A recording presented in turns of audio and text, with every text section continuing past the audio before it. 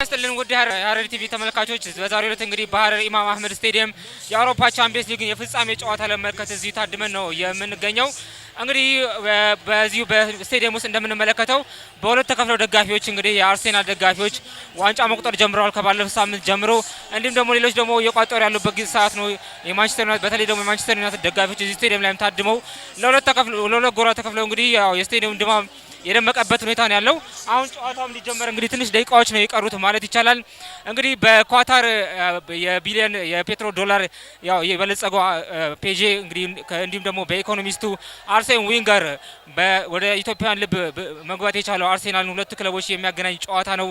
ሁለቱ ክለቦች ደግሞ የሚያመሳስላቸው ነገር ስንመለከት ሁለቱም በስፔናውያን ጠቢቦች አሰልጣኞች እየተመሩ ነው ወደዚህ የፍጻሜ ጨዋታ መድረስ የቻሉት። እንግዲህ በእንግሊዝ ፕሪሚየር ሊግ እንደተመለከት ነው እንደነ አንዶኒ ኢራኦላን እንዲሁም ደግሞ ንጉሱን ፔፕ ጋርዲዮላን የመሰሉ አሰልጣኞች ስፔናውያን አሰልጣኞች በአውሮፓ እግር ኳስ ላይ መድመቅ የቻሉበት ጊዜ ነው እየተመለከትን የምንገኘውና በዛሬው ዕለትም የትኛውም ክለብ አሸናፊ ሆን የስፔን እግር ኳስ መድመቁ መከበሩ የማይቀር ነው የሚመስለው የሁለቱን አሰልጣኞች ዕጣ ፈንታ ስንመለከት። በቀጣይነት ደግሞ እንግዲህ ማን ዋንጫውን ያነሳው? አርሴናል ለመጀመሪያ ጊዜ የአውሮፓ ቻምፒየንስ ሊግ ለማንሳት ነው ወደዚህ ፍጻሜ ጨዋታ የመጣው። ፔጅን ስንመለከት ደግሞ እንግዲህ ለሁለተኛ ተከታታይ ጊዜ ይህንን ዋንጫ ለማሳካት የሚጥልበት እድል ነው ያለውና የትኛው ክለብ ዋንጫውን ያነሳል የሚለው ደግሞ ከ90 ደቂቃ በኋላ ተመልሰን የምንመለከት ይሆናል። አብራችሁን ቆዩ።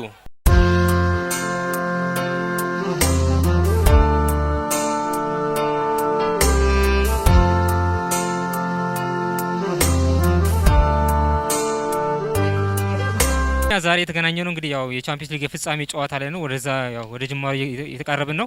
ምን ተሰማችሁ? ያው በመጀመሪያ ራሳችሁን በማስተዋወቅ እንጀምር። እኔ በራሱ ጆር እባላለሁ፣ የማንቸስተር ደጋፊ ነኝ። እኔ ደግሞ አሸናፊ አስናቀ እባላለሁ፣ የአርሴናል ደጋፊ ነኝ። እንግዲህ የአርሴናልና የማንቸስተር ደጋፊ አንተ ያው ቋጥረን የመጣው አንተ ደግሞ እንዲያሸንፉ ነው። ምን አድርጋችሁ ምን ጸልያል? አንተ እንዲሸነፉ አንተ ደግሞ እንዲያሸንፉ። አይ ያው ይታወቃል ፒኤስጂና አይገናኝም ከአርሴናል ጋር ስለ አይበላም በቃ ስለማይበላ አይበላም። ጓደኛ አይደለም ያው ቢሆንም ይችላል። በጣም ነው የቋጠርኩበት ታውቃለህ። ባለፈው ራሱ በማይሆን ስህተት ነው ፕሪሚየር ሊግ ነው ያነሱት እና በቃ እሱ ያው ለመቆጣር እንደመጣ ያስታውቃል። ነገር ግን ደግሞ ያው የፈለከው ነገር ብትል ብራዘር ከመብላት አይመለስ። ይሄ ነው የተለየ ነገር አለ። ብዙ ማውራት ጥሩ አይደለም። ከታክቲክ አንጻር እስቲ መተማመኛችሁ ምራው አንተ ፒኤስጂ እንዲያሸንፍ አንተ ደግሞ አርሴናል እንዲያሸንፍ ሀሳብ። እኔ ዴምፔሌን ታምኜ ነው የመጣሁት በቃ እና ሙሉ ጀማው ያው እኔ ደግሞ ያው የአርሴናል ባክፎሮቹ አሪፍ ናቸው ብዬ አስባለሁ። ያው ደግሞ ጠቅለል አድርጌ ስናገር በእርግጠኝነት በአርቴታ ልጆች ተማመኑ እርግጠኛ ነኝ ያሸንፋል። እስቲ ውጤትን ገምት።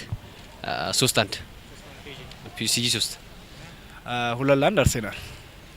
መልካም እድል።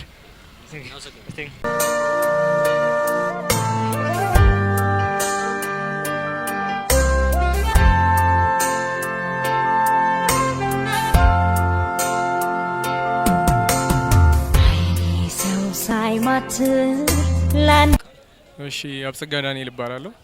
እንግዲህ ዛሬ ያው የቻምፒየንስ ሊግ ፍጻሜ ጨዋታ ነው። አንተ ደግሞ የማንቸስተር ማሊያን ለብሰህ መጥተሃል። ምክንያቱ ምንድን ነው? ያው ማንቸስተር እንደሚታወቀው የአርሰናል ተቀናቃይ ነው። እዚሁ እንደምናውቀው እነሱን ለማስጨነቅ ነው እንግዲህ የመጣ ነው። ዛሬ ያው ምን ታስባለህ? የፔጄና የአርሴናልን አቅም በአጠቃላይ ስትመለከተው ያው መቼስ አርሴናል እንዲሸነፍ ነው የምትሻውና ያው የተለየ ጥንካሬያቸውና ድክመታቸው ብለህ የምታስበው ነገር?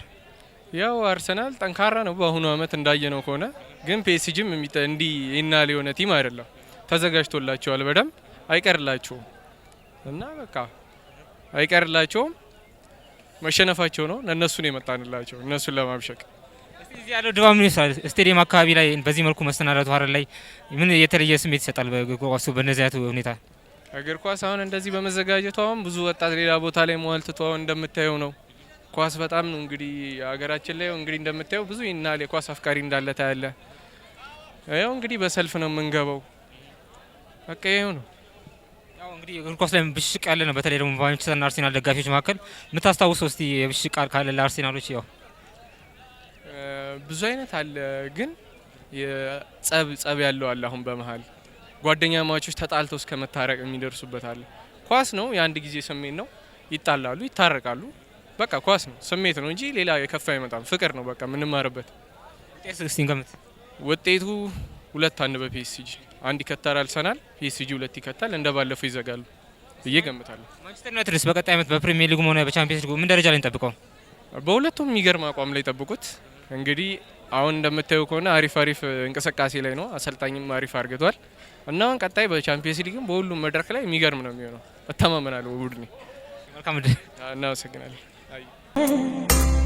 ከልቤ ገብተሃል ሰዎችን በመብላት የፍቅሬን አገልግል ፈተህ ብትኖርበት መውደድ ገዝቶኛል በስሜት ማልኩበት ዛሬ እንግዲህ የቻምፒየንስ ሊግ ፍጻሜ ጨዋታ ላይ የተገናኘ ነው። እንታወቅ እስቲ ከስማችሁ። እኔ አቡበክር ያስን ይባላለሁ እዚህ ዳዊት ከተማ። ዛሬ እንግዲህ አርሴናል ያው አመቱ 2018 የአርሴናል አመት ነው የምንልበት አመት ሊሆን ይችላል። የዋንጫውን ከበላ ምን ተሰማችሁ እስቲ? ያው በፕሪሚየር ሊግ መብላቱ ከዛ እነሳና ዛሬ እስቲ ምን አይነት እንቅስቃሴ እንጠብቅ አርሴናል? ማለት አሁን ባለፈው ከበላ ነው አንጻር ማለት እንኳን ተጫዋች ደጋፊ ራሱ በጣም ሞቲቬት ሆኗል። እኔ በቃ በኩል እንበላለን ብዬ ነው ማስበው። ያው እኛ ከ20 ከስንት አመት ጥበቃ በኋላ ፕሪሚየር ሊጉን አሸንፈናል። ሁሉ የአርሰናል ደጋፊ በሙሉ እምነት ዋንጫውን ቻምፒየንስ ሊጉን እንደግማለን ብለን እናስባለን። ሜዳ ላይ ደግሞ በሙሉ ቲሙ በአርቴታ በእያንዳንዱ ተጫዋች እምነት አለን። ዋንጫው የኛ ነው ብለን ነው እናስበው፣ እንበላዋለን። ያው ያ ከ22 አመት በኋላ ነው። አሁን ደግሞ ቻምፒየንስ ሊጉ ለመጀመሪያ ጊዜ ነው። ያው ከዚህ ለፍጻሜ ደርሳችኋል። ምን አይነት ውጤት እንጠብቅ እስቲ? በእንቅስቃሴ ረገድ አርቴታ ምን አይነት እንቅስቃሴ ያሳያል ተብላችሁ ጠብቃላችሁ? በታክቲክ ረገድ ያው እንግዲህ አርቴታ አሰላለፉንም አይተናል። አሪፍ አሰላለፍ ነው ይዞ የገባው። ምንም የፒኤስጂን አታክ የምናቆምበት አሰላለፍ ነው ይዞ የገባው። ማለት በቃ የምናሸንፍበት አሰላለፍ ነው ይዞ የገባው። ያው እንደተለመደው ነው። እኛ በዚህ ከብዙ አመት ኳስ ተጫውተን ዋንጫዎችን ያጣንበት 1-3-4 አመታት አሳልፈናል። ዘንድሮ አርቴታ በፈለገው ጠንቀቅ ብለን የምንጫወት ይመስለኛል። ጠንቀቅ ብለን ዋንጫውን ካገኘ ነው ምንም የሚከፋን የለም። እንደተለመደው 1-0 አሸንፈን ዋንጫውን እንበላ ይመስለኛል። በቃ ካሞን ዩጋነርስ። እሺ ከአርሴናል በኩል እስቲ የትኛው ተጫዋች ይደምቃል ብላችሁ ታስባላችሁ በዚህ መርሃ ግብር ላይ? እንዲሁም ደግሞ በፔጄ በኩል ለእናንተ ስጋት ይሆናል ብላችሁ የምትጠብቁት ተጫዋች የትኛው ነው? እኔ በእኛ በኩል ራይስ በጣም ደምቆ ራይስ ሳካ ምናምን ደምቆ ይታያሉ ብዬ ያስባለሁ። በዛ በኩል ደግሞ ያው እንደምታውቀው እነ ክቫራ እነ ኦስማን አሉ። እሱ ነው የምንጠብቀው። እኔም ተመሳሳይ ነው። በፒኤስጂ በኩል ክቫራትስኬሊያ ትንሽ ከብዳል ብዬ አስባለሁ። ቲምበር ቋሚ ሆኗል ለመግባቱን አስመልክቶ የበለጠ ትንሽ ያስቸግረናል ብዬ አስባለሁ። በእኛ በኩል ሞተራችን ዲክለር ራይስ ፐርፎርም ካረገ ማንም እኛ ላይ ያቆመናል ብዬ ተስፋ አልገምትም። ዛሬ ደግሞ ያለው ድባብ ምን ይመስላል? እስቲ ሀረር ላይ ያው በስቴዲየም ደረጃ እንደዚህ የቻምፒየንስ ሊግ ፍጻሜ ጨዋታን በተለይ ደግሞ አርሴናል ላይ ያው ዋንጫ ይበላል ተብሎ በሚጠበቅበት መርሃ ግብር ላይ እንደዚህ ደምቆ መደረጉ ምን ያህል ድባብ ይሰጣል ለሀረር ከተማ? ስለ ይሄ ባለፈውም እዚህ ራስ ያየ ነው በጣም ያበደ ነበረ። አሁን ደግሞ ይሄን ኤክስፔክት አላረኩም። ባይዞ ሞር በቃ የአርሰናል ደጋፊዎች እንደዚህ ደምቆ ይታያሉ ምናምን ብዬ አላሰብኩም። ብቻ እግር ኳስ ላይ ሰው ያለው ፍቅር በጣም የታየበት ነው። እኔ እንደተለመደው ነው። ከ20 አመት በፊት ፕሪሚየር ሊጉን ከ20 አመት በኋላ ፕሪሚየር ሊጉን በልተን ባለፈው በጣም በደስ በሚል ሁኔታ አክብረናል። ሙሉ ሀረርን ድብልቅልቅ አድርገን ሙሉ ኢትዮጵያ አርሰናል ደጋፊ እንደሆነ አሳይተናል። አሁን ደግሞ ቻምፒየንስ ሊጉ እኛ ጋር ከገባ ምንም ጥያቄ የለው መንገዱ በቃ እኛ ነው የሚሆነው። እዚህ ስቴዲየም እንደምትመለከቱት የአርሰናል ደጋፊ ብቻ አይደለም ሻሺዎችም ቋጣሪዎችም አሉ። ለነሱ መልእክት ካለ? አዎ ለነሱ እንግዲህ እነሱ አርሰናልን ለመጣል ያልገቡበት ጉድጓድ የለም። አሁንም 19ኙ ክለብ እንግዲህ የኛ ተቃራኒ ነው የምደግፈው። ምንም በቃ ምንም አያመጡም። እንግዲህ ዘርፍሬያቸውን እንግዲህ ይጠንቀቁ ነው ምሮነ። እኛ ተመሳሳይ ነው። አመቱ ሙሉ ቋጥረዋል። ዘንድሮም ብዙም ይለውጣሉ ብለን የምናስበው ነገር የለም። እኛው አርሰናል ነው እንደግፈው። ብዙም ሳይላው ብዙም ቦዘራ ነው ነው እናሸንፋለን። ቤተሰብ ውጤት አርሰናል 2-1 ያሸንፋል። እኔ 1-0 እንደተለመደው 1-0ቻችንን በክሊን ሺት እንወጣለን የሚለው ተስፋ ማድረገው 1-0። መልካም እድል። ካሞር ዘጋር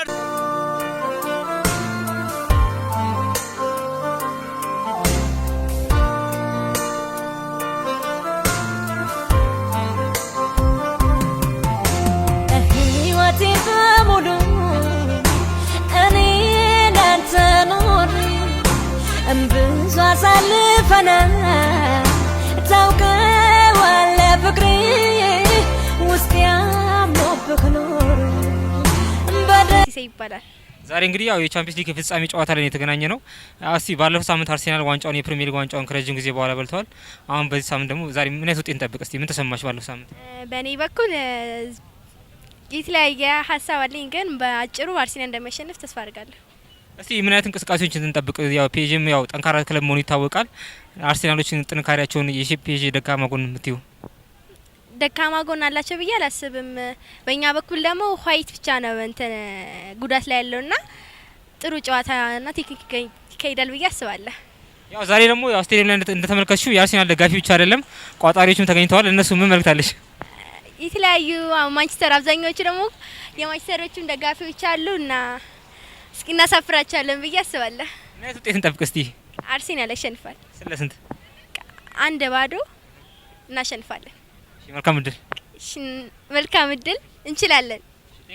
መግበናል እጅ ካንተ ቢያጥር እጅ እጁ ነው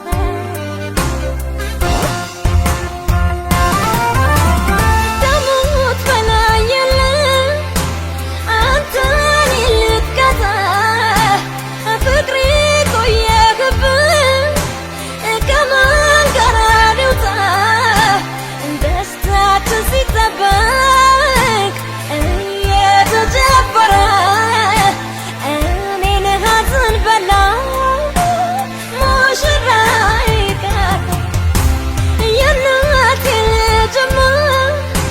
ኤደን ይባላል። ኤደን ሲሴ ይባላለሁ። እስቲ ዛሬ ያው በቻምፒየንስ ሊግ ፍጻሜ ጨዋታ ላይ የተገናኘ ነው። ባለው ሳምንት አርሰናል ያው ዋንጫውን የፕሪሚየር ሊግ ዋንጫውን አሳክቷል። ዛሬ እስቲ ምን አይነት ውጤት እንጠብቅ? ምን ተሰማሽ ባለው ሳምንት?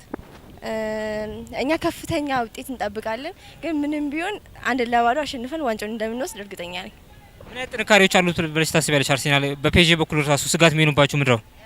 ስጋት ሊሆኑብን የሚችሉት ብዬ ማስበው አጥቂ እና ቀያየር ብዬ አስባለሁኝ እና ዛሬ እንጠብቃለን ብዙ ጨዋታ ከፈጣሪ ጋር እናያለን። ዛሬ ደግሞ ያው የአርሰናል ደጋፊ ብቻ አይደለም ስቴዲየም የተገኘው፣ ያው የማንቸስተር ደጋፊዎችም እዚህ ተገኝተዋልና ለነሱ ምን መልእክት አለሽ? ፒኤስጂ ለብሰው ነው የመጡት። ዛሬ እነሱን አሳፍረን እንደምንሸኛቸው አልጠራጠሩም።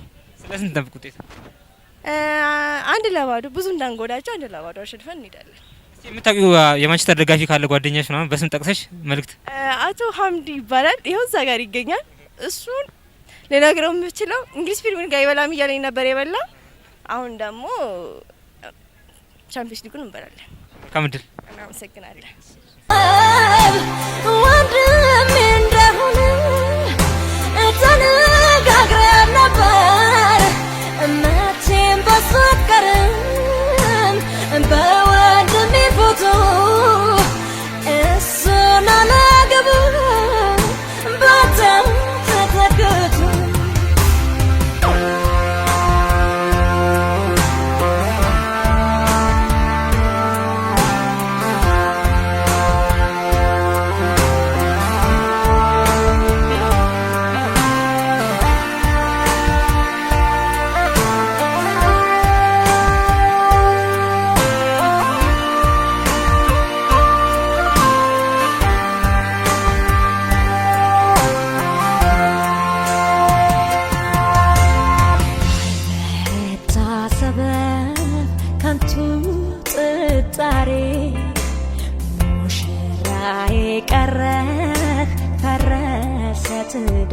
አመሰግናለን። እንተዋወቅስ?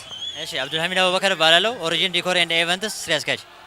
ዛሬ እንግዲህ ያው የፍጻሜ ጨዋታን የአውሮፓ ቻምፒየንስ ሊግ ፍጻሜ ጨዋታን እዚሁ ሀረር ከተማ ላይ በኢማም አህመድ ስቴዲየም ያው በብዙ ተመልካች ታጅቦ እየተከናወነ የሚገኘው እንዴት ተመልከትከው ያለውን ድባብ? ድባቡ በጣም ደስ ይላል። ያው ወጣቱን ትልቅ መነቃቃት ነው የሚፈጥረው። ኦልሞስት እኛም ይህንን አስበን ነበር ፕሮግራሙን ስናዘጋጅ የነበረው። አሁን እንደምናየው በጣም ሰው በጣም ተነቃቅቶ ወጣቱ በጣም ተረስቶ በጣም እያየ ነው ማለት ነው። አንተ እንደ አንድ ኢቨንት አዘጋጅ እንግዲህ ያው በስፖርቱ ዘርፍ ላይ ምናልባትም የመጀመሪያ ተሞክሮ ሊሆን ይችላል። እንደዚህ አይነት የስፖርቱ ዘርፍ ላይ ምን አይነት አቅሞች አሉ እንደዚህ አይነት ፕሮግራሞችን ለማዘጋጀት በአጠቃላይ ስትመለከተው? እኛ በዋናነት የምንታወቀው የሰርግ ፕሮግራሞችን ነበር ኢቨንት ኦርጋናይዝ የምናደርገው። አሁን ላይ የስፖርት ፕሮግራሙን በመጠቀም እስኪ ለመጀመሪያ ጊዜ ሀረር ላይ ኤልኢዲ ስክሪን በማምጣት እንሞክረው በሚለው ነው ይህንን ፕሮግራም ያዘጋጀ ነው። እንዳየነው በጣም ህዝቡ በጣም ነው ተቀባይነት ያለው። እኛም እንደ ወጣት ይህንን ነገር ትልቅ ለወጣቱ ትኩረት በመስጠት ትልቅ ስራዎችን እየሰራን እንገኛለን ማለት ነው። ዛሬ ያው በእግር ኳሱ ዓለም ካለበት አንተ የማን ደጋፊ ነው? ከዛ እንጀምር እስቲ። እኔ ኦልሞስት ወደ 25 ዓመት ይሆነኛል። ህፃን እያለሁ ነበር አርሰናልን መደገፍ የጀመርኩት። የአርሰናል ደጋፊ ነኝ። ከዛ ጋር በተያያዘ ማለት ነው ዛሬ ፕሮግራም ያዘጋጀበት ያው የልጅነት ፍቅሬም ነበር። አሁን ደግሞ አጋጣሚውን አግኝቼ አዘጋጅቻለሁ ማለት ነው። አጠቃላይ እስካሁን ያለውን ድባብ እንዴት ተመለከትከው? ህብረተሰቡን ተሳትፎን ወደፊትስ ራሱ ምን አይነት ሀሳቦች መጥተውላል ይህን ስትመለከት? አሁን እኛ የመጀመሪያችን ይሄ ፕሮግራም ስናዘጋጅ ብያለሁና አሁን ቀጣይ ላይ በጣም ብዙ ፕሮግራሞች ይኖራሉ። ከዓለም ዋንጫ ጋር በተያያዘ ሀገር አቀፍ ላይ የሚካሄዱትንም ፕሮግራሞችን በተካሄደ ማለት ነው።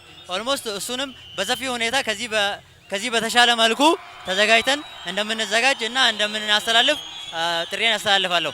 እስቲ የምስጋና መልእክትም ካለ ድል ውስጥ ከመንግስታዊ አካላትም ሌሎችም መንግስታዊ ያልሆኑ አካላትም ከእናንተ ጋር ተባብረው ለሰሩ ያው ስም ጠቅሰህ እንድታመሰግን።